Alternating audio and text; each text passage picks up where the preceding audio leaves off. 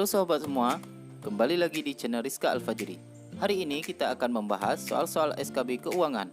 Fokus kita hari ini adalah SKB keuangan, SKB pengelola keuangan, dan SKB analis keuangan. Sebelumnya jangan lupa buat teman-teman terus dukung channel kami dengan cara di subscribe channel kami, di like video-video kami, dan di share kepada teman-teman yang lain agar dapat menambah manfaat bagi teman-teman yang lain. Hari ini kita akan membahas 15 soal seperti biasanya. Dan seperti biasa pula saya akan membacakan soalnya terlebih dahulu. Selanjutnya kita akan membahas apa saja jawaban yang paling tepat untuk soal-soal yang telah kita buat. Baiklah, tanpa berlama-lama kita langsung masuk saja dan membahas soal yang pertama. Soal nomor 1. Undang-undang yang mengatur tentang keuangan negara adalah A. Undang-Undang Nomor 17 Tahun 2003, B. Undang-Undang Nomor 1 Tahun 2004, C. Undang-Undang Nomor 15 Tahun 2004, D. Undang-Undang Nomor 23 Tahun 2014, atau E. Undang-Undang Nomor 12 Tahun 2003. Maka jawaban yang paling tepat adalah A. Undang-Undang Nomor 17 Tahun 2003. Undang-Undang Nomor 17 Tahun 2003 adalah undang-undang yang mengatur tentang keuangan negara. Soal nomor 2. Salah satu penyebab diperlukannya suatu undang-undang yang mengatur pengelolaan keuangan negara antara lain adalah A. Menghilangkan penyimpangan pengelolaan keuangan negara, B. Mengikuti pengelolaan keuangan negara maju, C. Mewujudkan sistem pengelolaan fiskal yang berkesinambungan, D. Mewujudkan kesejahteraan masyarakat, atau E, A dan C benar. Jawaban yang paling tepat untuk pertanyaan ini adalah E, A dan C benar.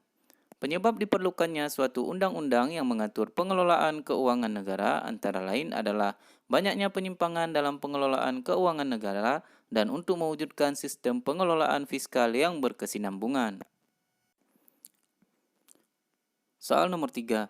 Hal-hal baru dan atau perubahan mendasar dalam ketentuan pengelolaan keuangan negara yang diatur dalam Undang-Undang Nomor 17 Tahun 2003 adalah A. Asas-asas umum pengelolaan keuangan negara, B. Kedudukan Presiden sebagai pemegang kekuasaan pengelolaan keuangan negara, C. Pendelegasian kekuasaan Presiden kepada Menteri Keuangan dan Menteri atau pimpinan lembaga, D. Susunan APBN dan APBD, atau E. Semua benar. Jawaban yang paling tepat adalah E. Semua benar.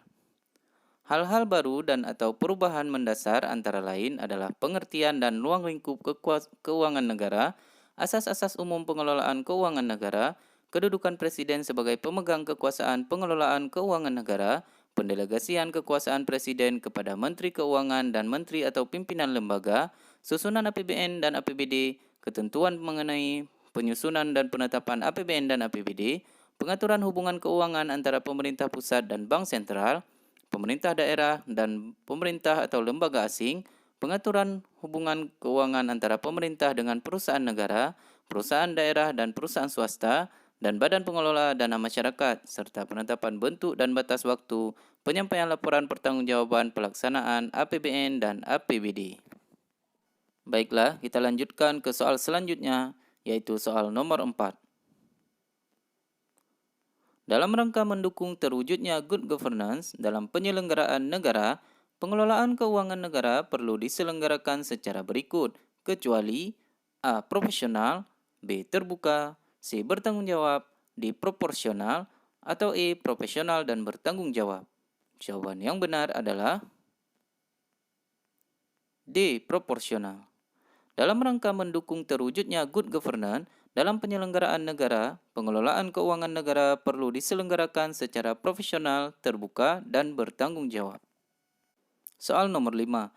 Sesuai dengan amanat pasal 23C Undang-Undang Dasar 1945, Undang-Undang tentang Keuangan Negara perlu menjabarkan aturan pokok yang telah ditetapkan dalam Undang-Undang Dasar tersebut ke dalam asas-asas umum. Asas-asas yang telah lama dikenal dalam pengelolaan keuangan kecuali A. Asas tahunan, B. Asas universalitas, C. Asas kesatuan, D. Asas efisiensi, atau E. Asas spesialitas. Jawaban yang paling tepat adalah D. Asas efisiensi. Sesuai dengan amanat pasal 23 Undang-Undang Dasar 1945, Undang-undang tentang keuangan negara perlu menjabarkan aturan pokok yang telah ditetapkan dalam Undang-Undang Dasar tersebut ke dalam asas-asas umum. Asas-asas yang telah lama dikenal dalam pengelolaan keuangan yaitu asas tahunan, universalitas, asas tahunan, dan asas spesialitas. Soal nomor 6. Yang tidak termasuk ke dalam asas-asas baru sebagai pencerminan best practice atau penerapan kaedah-kaedah yang baik dalam pengelolaan keuangan negara adalah A. Akuntabilitas berorientasi pada hasil, B. Profesionalitas, C. Efektivitas, D. Proporsionalitas, atau E. Keterbukaan dalam pengelolaan keuangan negara. Jawaban yang paling tepat adalah C. Efektivitas. Asas-asas baru sebagai pencerminan best practice atau penerapan kaidah-kaidah yang baik dalam pengelolaan keuangan negara antara lain akuntabilitas berorientasi pada hasil, profesionalitas, proporsionalitas, keterbukaan dalam pengelolaan keuangan negara, dan yang terakhir pemeriksaan keuangan oleh badan pemeriksa yang bebas dan mandiri. Soal nomor 7. Semua hak dan kewajiban negara yang dapat dinilai dengan uang serta segala sesuatu baik berupa uang maupun berupa barang yang dapat dijadikan milik negara berhubung dengan pelaksanaan hak dan kewajiban tersebut adalah A. Administrasi negara, B. Keuangan negara, C. Perbendaharaan negara, D. Kewajiban negara, atau E. Tidak ada yang benar. Jawaban yang paling tepat adalah B. Keuangan negara. Keuangan negara adalah semua hak dan kewajiban negara yang dapat dinilai dengan uang, serta segala sesuatu, baik berupa uang maupun berupa barang, yang dapat dijadikan milik negara berhubung dengan pelaksanaan hak dan kewajiban tersebut. Soal nomor 8.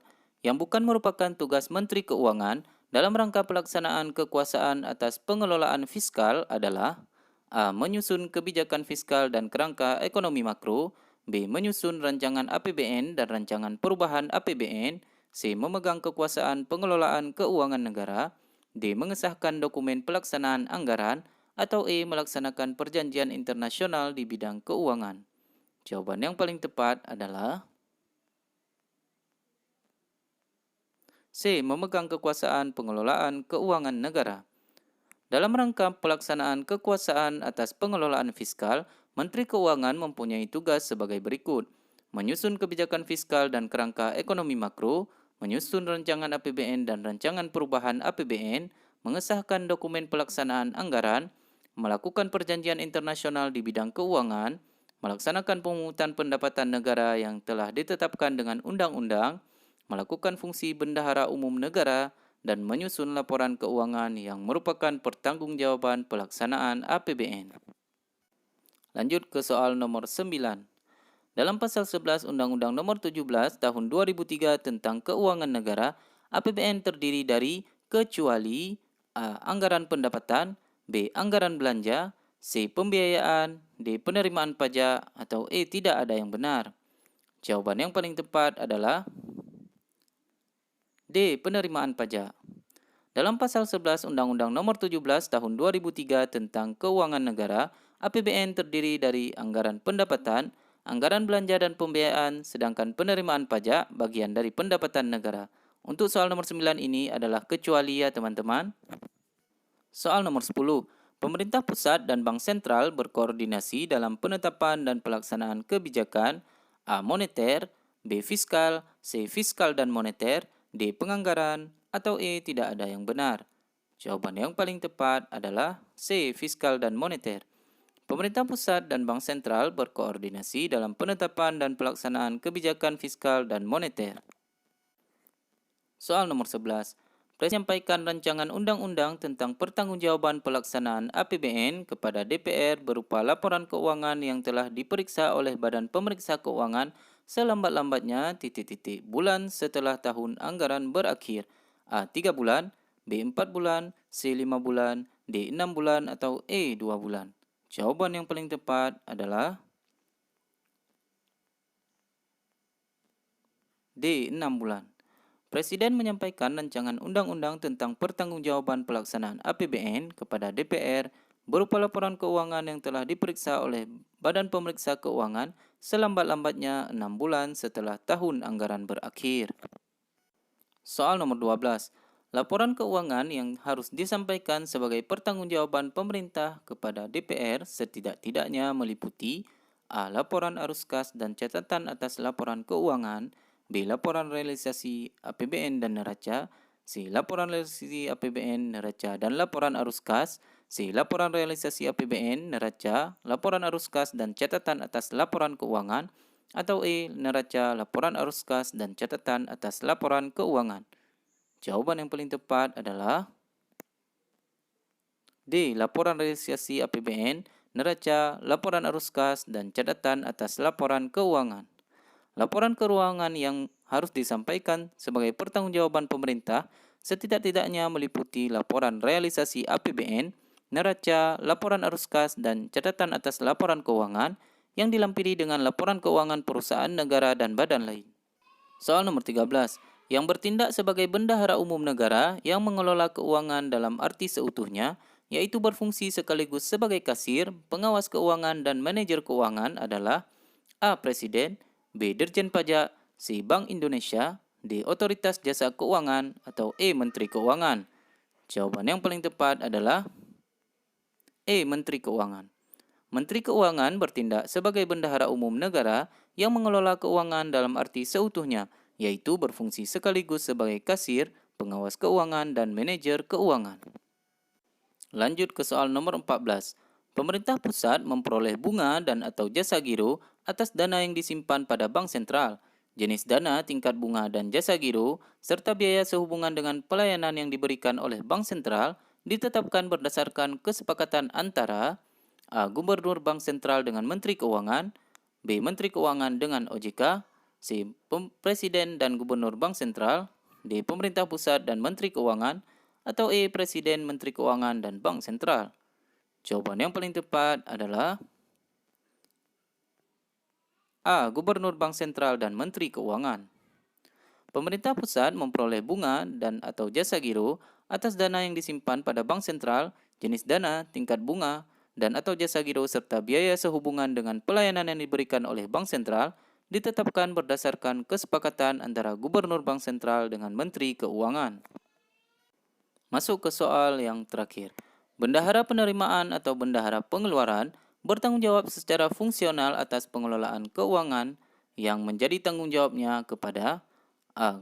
Kuasa bendahara umum negara atau bendahara umum daerah, B. Menteri, C. Presiden, D. Presiden dan DPR, atau E. Menteri dan Presiden. Jawaban yang paling tepat adalah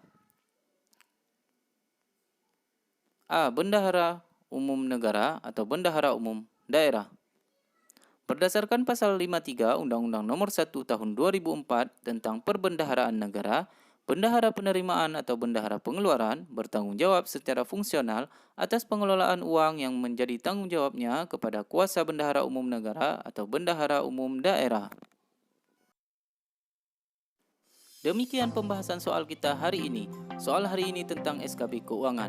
Semoga menjadi bahan teman-teman untuk menghadapi tes CPNS di tahun ini. Semoga teman-teman semua dapat lulus menjadi PNS di tahun ini. Jangan lupa untuk terus dukung channel kami dengan cara di-subscribe, di-like, dan di-share video-video kami kepada teman-teman yang lain agar teman-teman lain juga dapat menerima manfaat seperti teman-teman yang sudah menonton video ini.